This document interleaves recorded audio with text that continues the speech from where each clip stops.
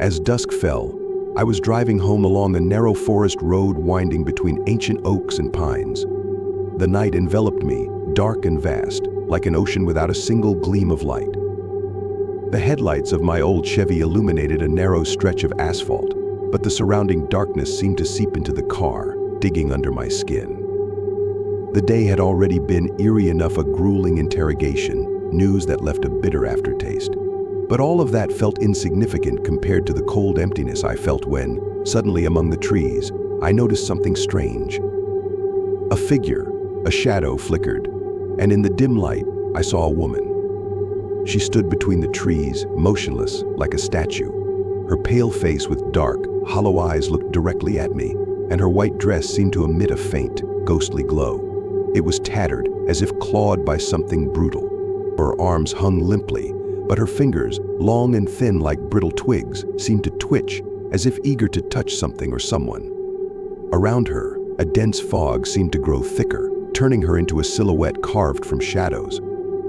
I could feel the cold, piercing my skin, running down my spine like icy fingers. I blinked, trying to convince myself it was just a trick of the light, but the woman remained. Then, in a split second, she stepped out from the forest onto the road, directly in front of my car. I hit the brakes hard, the tires squealing as my heart raced in terror. She stood there, unmoving, her dead eyes reflecting the headlights. I could almost swear her mouth twisted into a faint, twisted smile, a grin that held no warmth, only malice. Something compelled me to get out of the car, even though every instinct told me to stay inside. I opened the door slowly, my breathing shallow, and approached her. "Are you all right?" I asked, but my voice barely came out as more than a whisper. She didn't respond.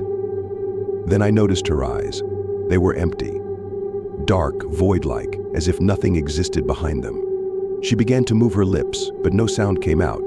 Yet, in my mind, her words appeared, clear as a scream echoing in a vast, empty cavern. "Do not stand on the road," she said.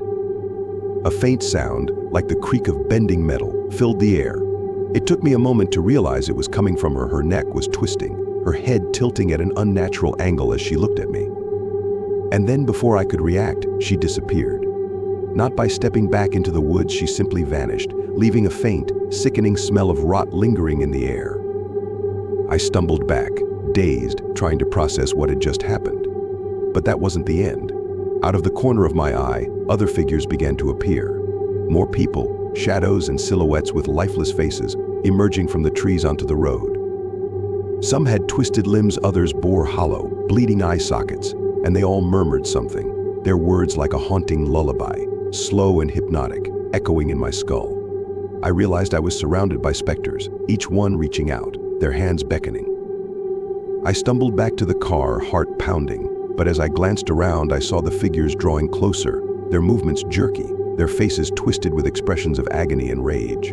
It seemed they couldn't touch me, but their presence, it was suffocating. Their empty eyes bore into me, draining something intangible, something vital. I finally made it into the car, feeling cold and paralyzed as I grabbed the wheel. With what little strength I had left, I started the engine and sped away. As I left, I looked in the rearview mirror, watching the figures gradually dissolve, retreating back into the forest. But one face remained imprinted in my mind, pale, hollow-eyed, the woman in the white dress. Her image haunted me even after I escaped the woods. Every October since that night, I felt compelled to return to that road. At first, I didn't understand what pulled me back. But last year, something different happened. I found myself parked in the same spot, unable to leave. And then, I saw her again, her figure flickering in the darkness. But this time, she came closer, her empty gaze fixed on me, and she whispered, "You should not have stayed." Suddenly, a searing memory flashed through my mind, a forgotten night many years ago, when young and reckless, I had left a friend on this very road after a terrible argument. He had died in an accident that same night, hit by a car when he tried to walk home alone. In the woman's lifeless eyes, I saw his face, a silent accusation from the shadows. I realized now that the woman in white wasn't just a spirit of the forest, but a manifestation of my guilt. And every year she was getting closer, until one day she would pull me into the darkness forever. Now I know some ghosts don't just haunt places, they haunt memories, living in the shadows of things we cannot forgive ourselves for.